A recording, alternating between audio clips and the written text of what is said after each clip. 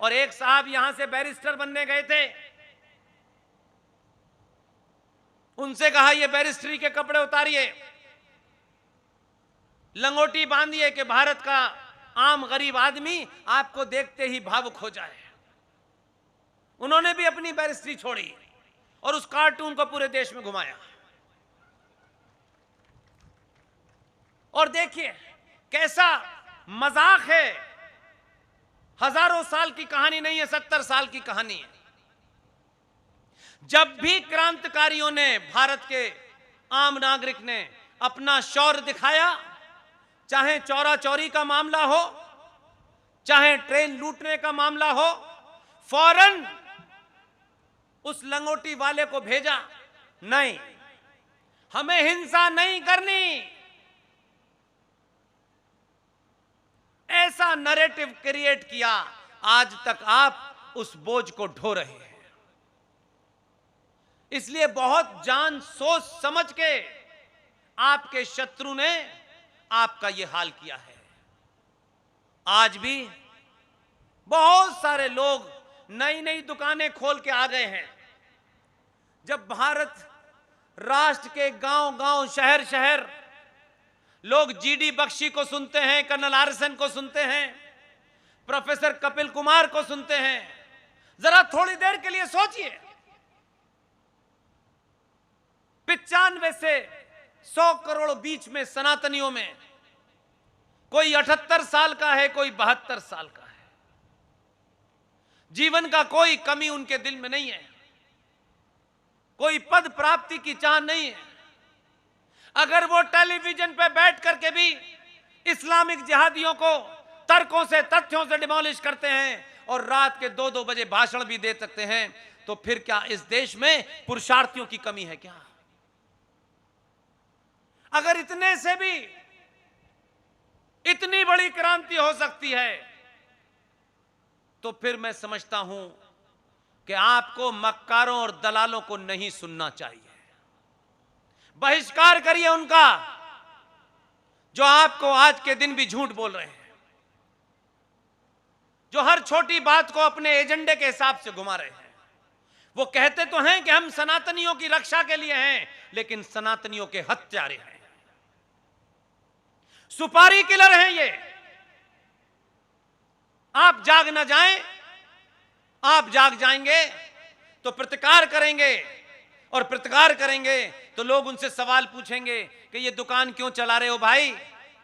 जब हिंदू ही इस देश में गली गली मारा जा रहा हो, कश्मीर भी बन रहा हो, केरल भी बन रहा हो, बंगाल भी बन रहा हो, तब फिर आपके होने न होने का फायदा क्या है?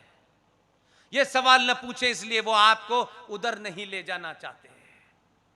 कश्मीर बन गया मुंह बंद, बंगाल में बहनों की, बेटियों की इज्जत चौराहे चौराहे लूटी जा रही थी। टेलीफोनों पे कहा जा रहा था अपनी बीवी को 2 दिन के लिए भेज दो, तब मैं तुम्हारा मकान खाली करूं। यह खुल्लम खुल्ला हो रहा था। भारत के लोकतंत्र की रक्षा करने के लिए हर राज्य में एक राज्यपाल होता है। बंगाल का राज्यपाल सड़क पे खड़े होकर के घंटों रो रहा था। ये 2022 के भारत का सीन है। एक राज्यपाल इतना मजबूर था, इतना दीनहीन था, संवैधानिक पद पे बैठा था, लेकिन खड़े होकर रो रहा था और कहा कि मैं तुम्हें नहीं बचा सकता। तो तुम किस लिए जिंदा हो? किस लिए गवर्नर बने हो? कौन सी चाहत में बने हो? अब इस 80 साल की उम्र में तुम्हारी कौन सी ऐसी ख्वाहिश है कि तुम कहते कि अगर मैं संविधान की रक्षा नहीं कर पाता, मैं इस्तीफा दे देता हूं, अगर मैं कुछ नहीं कर सकता। लेकिन चिपके रहना सनातनी हिंदू की आदत बन गई है। इसलिए इन 70 सालों में आप चुप रहे। ठेकेदारों ने सुपारी ले रखी है आपकी, वो बोलेंगे नहीं, वो नए नए झूठे नैरेटिव चलाएंगे। इसलिए आज आपके शहर में ऐसे पंडाल मुझे टीवी में देखने को मिलते हैं जहां देश के प्रधानमंत्री या गृह मंत्री सभा करते हैं। मैं आपको कुछ कहने नहीं आया हूं, इतना ही बताने आया हूं, किन्हीं भी कारणों से कौन कड़वा पटेल है, कौन लौवा पटेल है, कौन ब्राह्मण है, कौन ठाकुर है, कौन दलित है, कौन यादव है, मेरे मूल में ये नहीं है। अगर आज भी जो भारत मुझे दिखाई दे रहा है, आपको लगता हो 20 राज्यों में सरकार है, मजबूत केंद्र में सरकार है, इससे भी ज्यादा मजबूत हो जाएगी, तब भी कुछ नहीं होने वाला। सरकारों के हाथ बंधे होते हैं। मैं समाज की जागृति की बात इसलिए करता हूं, 90 करोड़ में से 25 करोड़ लोग जागृत हो गए।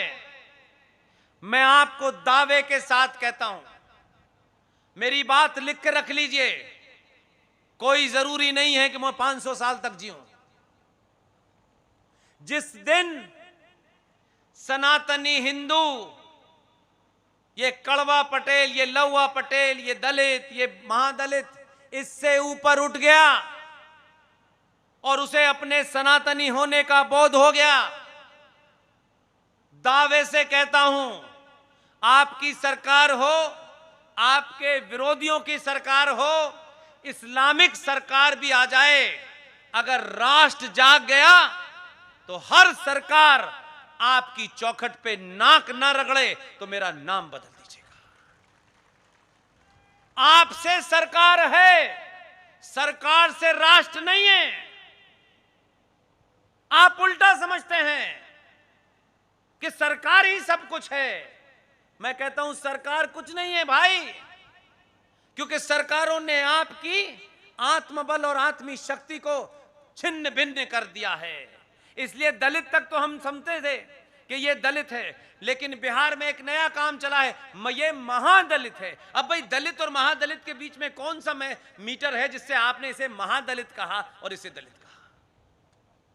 दूसरों में कहने की हिम्मत नहीं हुई, हमारे अंदर हुई, क्योंकि हम पहले से उसके लिए तैयार हैं। इसलिए एक बात जरूर रखिएगा, आज मौका है आपके हाथ में। इसलिए कह रहा हूं कि ये जो ऐतिहासिक घटना है, ये जो समय है, ये कालखंड है, इसका एक एक लम्हा हजारों हजारों साल के बराबर है। अगर आप ये समझते हैं अब तो हमें आराम से सोना है, हमारी सरकार है, अब मुझे लगता है सबसे ज्यादा जागना है। इसलिए एक कानून बना है पूरे देश में। हमारी चुप्पी और ये जो वोट मांगने आते हैं ना, जो आपके लीडर गमछा डाल करके गलेवान पकड़ के पूछिएगा कि पिछले 5 साल में तुमने भारत राष्ट्र को, गुजरात की धरती को आताताइयों से, जिहादियों से, इस्लामिक आतंकवादियों से बचाने के लिए तुमने कौन सा कानून बनाया? पूछिएगा। इसलिए मैं आपसे 2 चीजों में मदद चाहता हूं, और यह मदद मैं अपने लिए नहीं चाहता। मेरे पास न आगा है न पीछा है। मेरे जीवन का एक ही लक्ष्य है, 25 करोड़ सनातनी जाग जाएं, बस। मेरे सामने जाग गए उसी दिन बंद कर दूंगा, और नहीं जागे तो जब तक अंतिम सांस है ये करता रहूंगा। एक कानून है, प्लेसेस ऑफ वर्शिप एक्ट 1991। 90% लोगों ने इस देश में सुना नहीं। शत्रु कानून भी बनवा गया। शत्रु ने कभी यह कोशिश नहीं की कि पार्लियामेंट में 300 मुसलमान जीतेंगे तब हमारा राजा बनेगा और तब हम कानून बनाएंगे। जो लोग अपने बाजुओं पे यकीन रखते हैं और अपनी लड़ाई लड़ते हैं, वो 300 MP ला करके सरकार बनाने का इंतजाम नहीं करते, ना उसका इंतजार करते हैं। वो उठे, उन्होंने आपके बीच में जो फॉल्ट लाइन है, कहीं जाति की है, कहीं ऊपर की है, कहीं नीचे की है, उस फॉल्ट लाइन का इस्तेमाल किया और 1991 में पीवी नरसिम्हा राव के ऊपर दबाव बनाया और दबाव बना करके हल्ला नहीं मचाया। हमारे यहां तो जरा सा काम हो जाए, हम अपनों को कम बताते हैं, पड़ोसी को ज्यादा बताते हैं। यह प्लेसेस ऑफ वर्शिप एक्ट बन गया और कहा गया कि भारत के अंदर 30 से 32 हजार, जिसमें काशी भी है, मथुरा भी है, इनके अंदर कोई 32,000 मंदिर हैं जो मेरे पूर्वजों के थे। कहा गया कि किसी आताताई ने उसको तोड़ करके कहीं मस्जिद बनाई, कहीं मंदिर के ऊपर गुम्बद बनाई, कहीं बाबा विश्वनाथ को के ऊपर ज्ञान व्यापी बना दी। कानून बन गया, हमारे लोग खामोश बैठे रहे क्योंकि समाज जागृत नहीं था, इसलिए समाज सवाल पूछेगा नहीं। और नेताजी ये चाहते हैं कि आप में जागृति ना आए, इसलिए वो अपनी दुकान चला के चले जाएं। कानून बन गया कि जितने भी ये 30 से 32 हजार मंदिर हैं, इन मंदिरों की स्थिति जो 15 अगस्त 1947 को थी वो यथा स्थिति रहेगी, उसमें कुछ बदलाव नहीं होगा।